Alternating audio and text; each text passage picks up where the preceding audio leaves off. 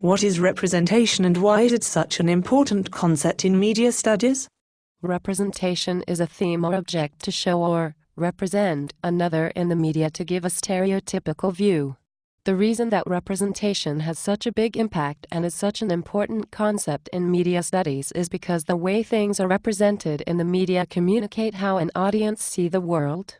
So, what is gender and what are some of the stereotypes with gender? Sex is defined biologically, but masculinity and femininity is constructed through what we see in the media, family and society. Often gender stereotypes reinforce the view that women are emotional, fragile and sensitive, reinforcing dominant ideology known as patriarchy.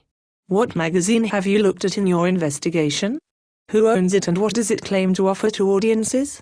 In my investigation, I have focused on Sugar magazine, which is a magazine for teenage and young females.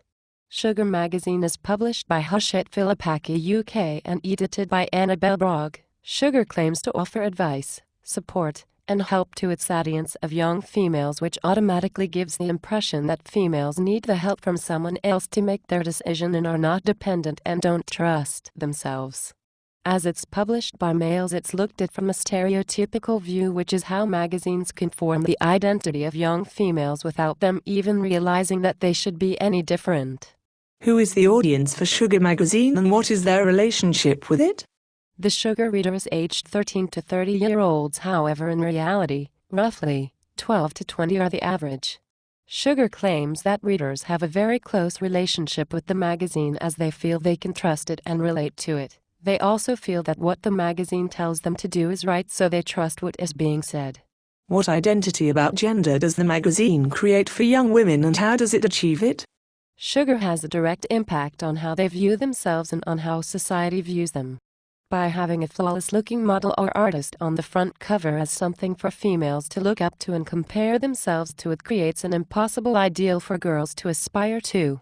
In using cover lines that encourage girls to find out about hot fashion tips simply implies that girls are only something to look at as opposed to be listened to. Do your findings suggest that Sugar as a magazine for young women simply reinforces gender stereotypes? What evidence from your context analysis supports this? Sugar magazine has at least one or more advertisement or advice column related to physical beauty on one to every other page. As the vast majority of the context within the magazine was to do with makeup, clothes, perfume, which does in fact reinforce the fact that women are objects to be decorated. There were a lot of stories in Sugar magazine that would be considered emotional, which also reinforces another gender stereotype, particularly about female relationships and family. I would agree that the magazine reinforces gender stereotype as patriarchy is shown with an inactive model on the front cover who just looks attractive, but when comes to it would be dependent on males. What other media does Sugar use to encourage the audience? Sugar as a company have now created a website for older readers who may not buy the magazine anymore, called Cigarscape. The website is regularly updated and can be accessed through phones, laptops, computers, etc. That it's easily viewed whilst you may not be at home. How is this an example of the way in which media is becoming more convergent? The website brings the magazine alive with access to video clips, forums, music and lots of pages focusing on fashion. It ensures that new technologies such as touch phones can connect with the magazine too. Does the website simply reinforce or challenge gender stereotypes? The website does reinforce gender stereotypes.